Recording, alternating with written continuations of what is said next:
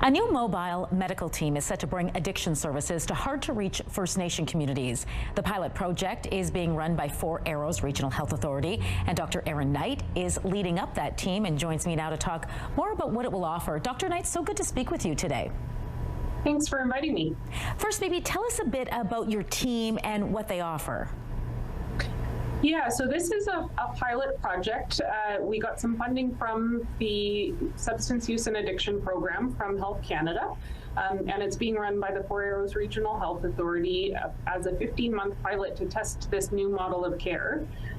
So our core team includes a addiction nurse, a peer harm reduction worker, a counselor, and an admin support person. And we also have some funding for a part-time physician, as well as some pharmacist support for the team. What are some of the communities you hope to visit?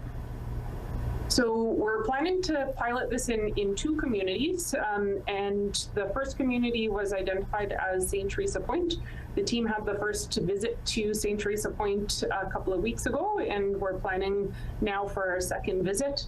We're just in the midst of identifying the second pilot community, and it is in partnership with a service provider called Amdocs that we're identifying that community. The partners on this project with Four Arrows include the RAM Hub, Ongamizin Health Services, Amdocs, and the Manitoba Harm Reduction Network. And so in partnership with Amdocs and Ongamizin Health Services, we wanted to pilot in two communities, one supported by each one of those primary health care providers.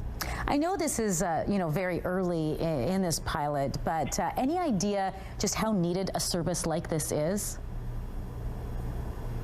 Certainly, we do know that people who live in more rural and remote communities, including predominantly Indigenous communities in Manitoba, have much poorer access to some of the treatment options for substance use disorders.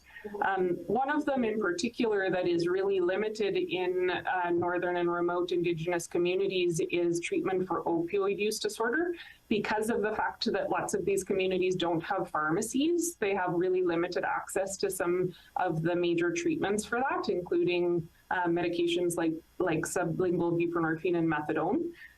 And so one of the intentions with this pilot project is structuring community visits in monthly intervals so that we can use a newer medication, which is a monthly injectable form of buprenorphine, to provide support to people who require treatment for opiate use disorder. Why did you want to be part of this team? What are your feelings about this?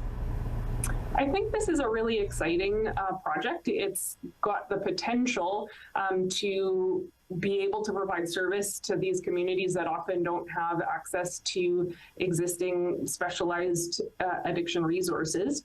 The whole purpose of the project is really to see whether or not it is effective to give this more kind of front-loaded, time-intensive team the opportunity to work with an individual community for several months in a row and see whether or not that dedicated team can help develop local resources so that people can have ongoing access to care at the conclusion of that project.